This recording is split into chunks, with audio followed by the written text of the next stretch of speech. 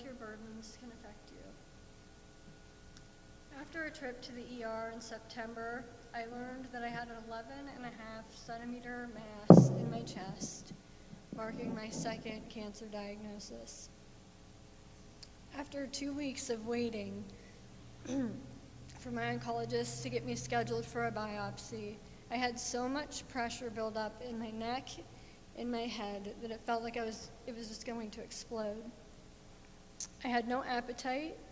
I began having a hard time talking and even remembering things.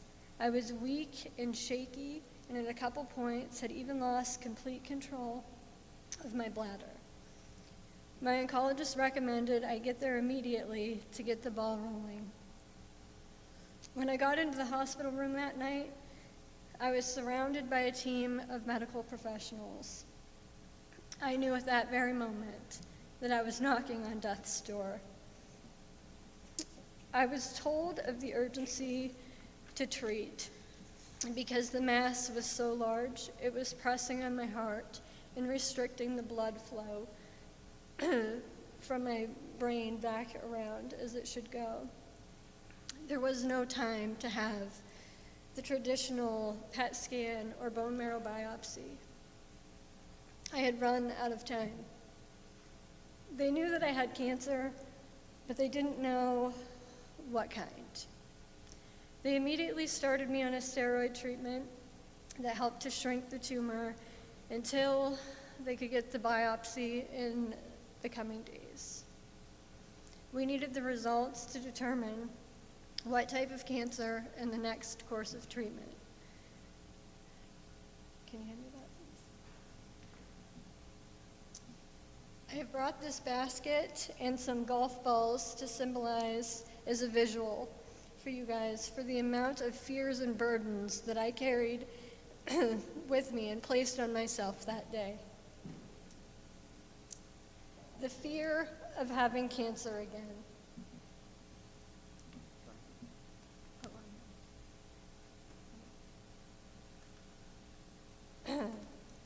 The fear of treatment,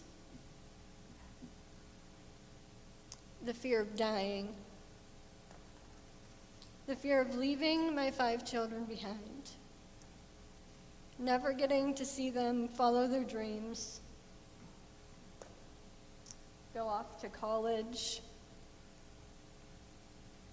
get married, and start a family of their own. Fear of how my husband would manage with 5 kids all alone. Fear of how my departure would impact my children.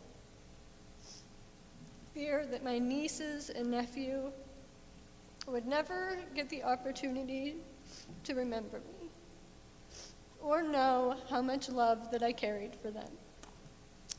Fear that my mom would be broken beyond repair, as we had just lost my dad 7 months prior.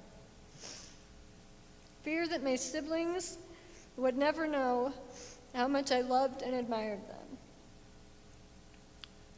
Go ahead. Fear that I would never make it out of that hospital alive.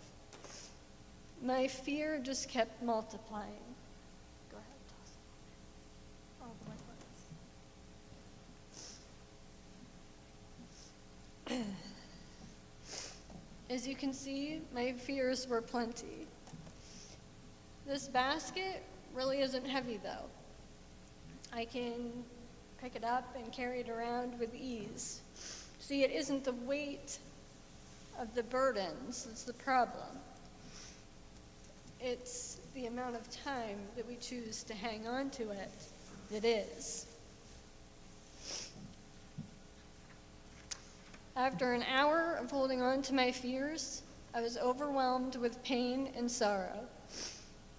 After 2 days, I was pretty much numb.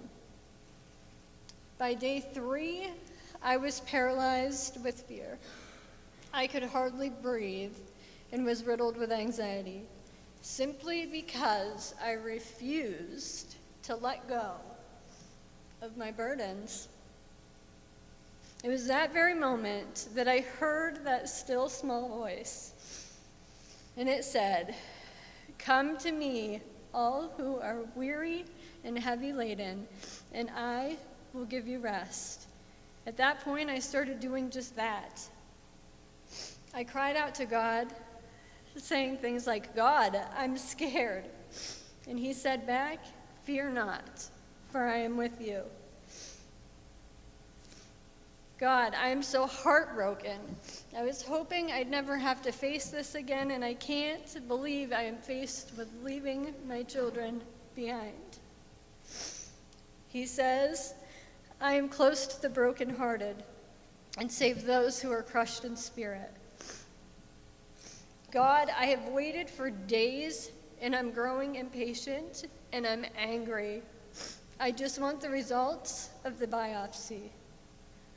God said, be still and know, I am your God. God, I can't sleep. The trauma of this diagnosis is giving me insomnia and nightmares, and I can't stop crying.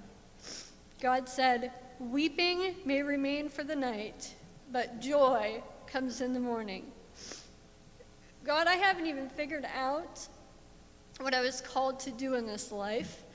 I am not ready to go. God said, perhaps you were born for a time such as this. And perhaps I was. One by one, I started dropping those burdens into the hands of our Father, and I watched in amazement as he did the impossible in my life.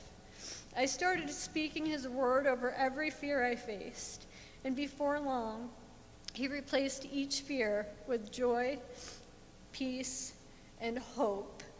I got through those days and stand before you today, healed by the grace of God. What the devil sent to destroy me, God used for his glory. I no longer live in fear. Instead, I fill my basket with hope, a whole lot of hope.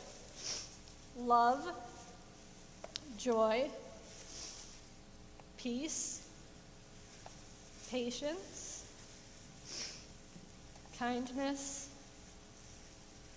goodness, faithfulness, gentleness, and self-control. And I pray that all of you here tonight will release your burdens at the feet of Christ and allow him to fill you with his love.